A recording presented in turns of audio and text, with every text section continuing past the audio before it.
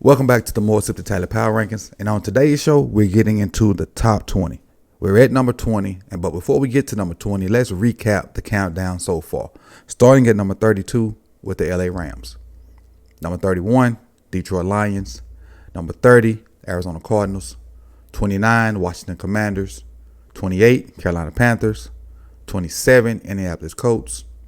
26, New England Patriots. 25, the Raiders from Las Vegas. 24, the New York Football Giants. 23, the Tampa Bay Buccaneers. 22, Houston Texans. 21, Jacksonville Jaguars. And our 20th ranked team, the team we're going to discuss today, the Denver Broncos.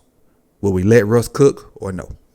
But speaking of Russ, let's get into Russ right now. Russell Wilson is their quarterback. And Russell Wilson had a horrible, and I repeat, horrible year. Russell pretty much fell off the cliff. I personally think that's an anomaly. I don't think that's going to happen 2 years in a row, especially with who his head coach is now. I think Russ will be back. I think Russ is going to have a solid year, and he has weapons, in his toolbox to help him have a solid year. With that being said, I have their quarterback room ranked 17th. Have him ranked 17th. So I think Russ is right around the middle of the road in the quarterbacks, a little bit better than average, but not in that elite top tier groups. But I think Russ is going to bounce back. And it's really just Russ in that room because you got Jarrett Stidham, who was the backup in Oakland last year. So if Russ goes down, they got a guy that maybe can keep them competitive. I ain't going to say win games, but can keep them competitive behind him. So, just in case Russ happens to get hurt or something happens or whatnot, Stidham can be okay. Not win a division with him because KC's in a division, but Stidham can help them be competitive. But I think Russ can win them some games. I don't think Russ can win them a division, but Russ can win them some games and keep them in the playoff hunt. Going to their running back room. Their running back room is very unproven. Javonte Williams had like 300 yards. Samaje Perine backing up Joe Mixon had maybe 4. Tony Jones Jr., Tyler Batty only played in the last game. So their running back room for me is ranked 27. Perine is probably the most experienced guy back there, but they do have Williams show flashes. Batty had a great last week and a half of the season. So there's potential there, but I got him ranked 27. They got to put it on grass and do it. So, with what Sean Payton does, I think all those 3 guys, with Tony Jones Jr., had the potential to contribute. I don't think any one of those guys going to bust 1,000 yards because they all got different skill sets. I think Perine will probably lead them in touchdowns because he's a bruiser.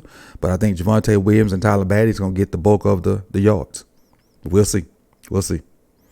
Going to the wide receiver room, which is where I think is the strong suits on the offense. Well, not totally on the offense, but could be. It's Jerry Jeudy, Cortland Sutton, Tim Patrick. They drafted Marvin Mims from Oklahoma. They got KJ Hamler, who I've been extremely disappointed with.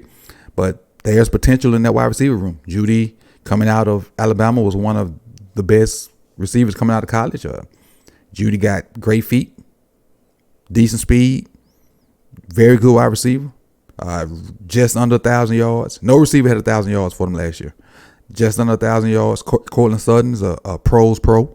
Does what he has to do. Tim Patrick, a big body guy, goes and makes some acrobatic catches. So Russell has weapons to get back to cooking, to going back to being the Russ of old. It's just, I don't know what his issue was. Was he pressing because he got the money, or he didn't understand the scheme? I don't know what it was.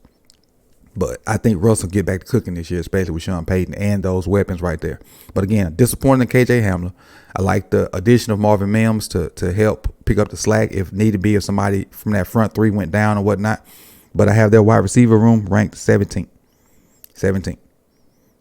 Going to tight end. I like DeLuch. I really like Greg DeLuch. But there's not much behind DeLuch. I have the tight end room ranked 19th. It's DeLuch, Albert Ogungohe. I know I just butchered that one. Adam Troutman and Chris Mannertz. But it's really DeLuch and the gang. That's, Albert could come in and block and maybe use like an H-back, but DeLuch is a pass catching tight end, and he can be a huge factor in the getting Russ back to cooking again. You can see the theme here. Russ getting back to cooking. Their O-line. And I kind of hesitated when I said that the receiver room was the highlight of this offense, because the O-line is the highlight of the offense. Garrett Bowles is solid. Ben Powers, who they got from the Ravens, who had his best year as a pro. Lloyd Cushenberry, who I loved coming out of LSU as a center. Quinn Mertz was a high draft pick who's panned out. And Mike McGlinchey. They got 5 solid guys up there. Their O-line I have ranked 11th. The O-line room I have ranked 11th. You know what? Let me back up a little bit. I gave you the wrong number on the tight end. Let me back up a little bit. Tight end room I have ranked 25th. Let me go back. The Lucha and the gang I have ranked 25th. Told you the wrong number. Old eyes. Couldn't see it. My bad. But now, their O-line room I have ranked 11th. The O-line room is the highlight of their offense. Again, Garrett Bowles, Ben Powers, Cushenberry, Mertz, McGlinchey. Solid. So with the inexperience they have at running back, those 5 guys are going to help them out. Those 5 guys up front going to help that inexperience out at running back. Going to provide them with running lanes to let them do what they do. And, really, I ain't going to say not give them excuses, but help them run the ball and help give Russell some time to get the guys open downfield. Because Judy wants to get downfield. Sutton wants to get downfield. DeLuce can be an underneath guy. And they got to find a medium to short range route runner. That could be KJ Hamler. He hadn't showed it yet. Could be Marvin Mims, the rookie. We'll see. But they got to find an intermediate guy to help him out. All right. Now, got that fixed. Again, I messed up with the tight end room. Tight end room is 25th, not 19. Tight end room is 25, 19. And I'm not editing it out. You're just going to see the flaws and whatnot. All right. Going to the defensive side. Their defense is a base 3-4. So, again, we're going to talk about the front 5. Their defensive ends, and their defensive ends kind of play, and I might do a video on this to kind of explain it to some people. The defensive ends will kind of be in 4 or 4 eyes, and that's Frank Clark and Zach Allen. Nose tackle will probably be in a 0, and that's DJ Jones. Their outside rush stand-up guys will probably be Browning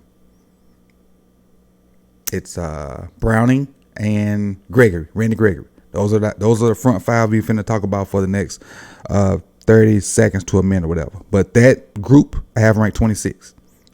Frank Clark, we know, will get after the quarterback in pass situations. Frank is older in age. How much of a run defender is Frank left? I don't know. As far as Randy Gregory, we know Randy Gregory will get after the quarterback. And, as far as rushing the passer, how much will he hold up in the run game? I don't know. And, as far as their edge guys, I have issues with them stopping the run. So can them 3 guys in the middle stop the run? They're formidable. They're okay. Then when you get outside runs, can Frank Clark still set the edge? Can Randy Gregory still set the edge? Can they help your linebackers in the run game? Speaking of linebackers, Denver has 2 of probably the most underrated linebackers in the NFL. And I'm probably going to underrate them some more, but I really do like them. Alex Singleton, Josie Jewell. I don't do this a lot, but I just want to give you numbers for these 2 guys. And you probably never even heard of them unless you're a Denver Broncos fan. Alex Singleton last year, 163 tackles, 100 solos now. He had 100 solos, Alex Singleton. And let me give you Josie Jewell. And Josie Jewell is the guy that you see on the screen right here. Josie Jewell, 128 tackles. Those 2 guys get after it. They play hard. They play fast. They play tough. Do they have flaws in their game? Yes. But I love it because they high motor guys. They're going to hit you in your mouth. They're going to be where they're supposed to be. And sometimes athleticism fails them. Sometimes. But I love that effort. And I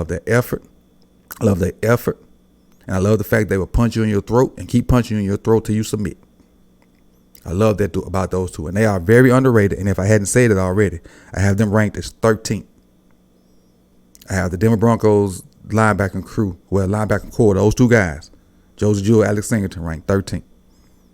All right. Let's talk about the back end of that defense. We're going to start with the cornerback room.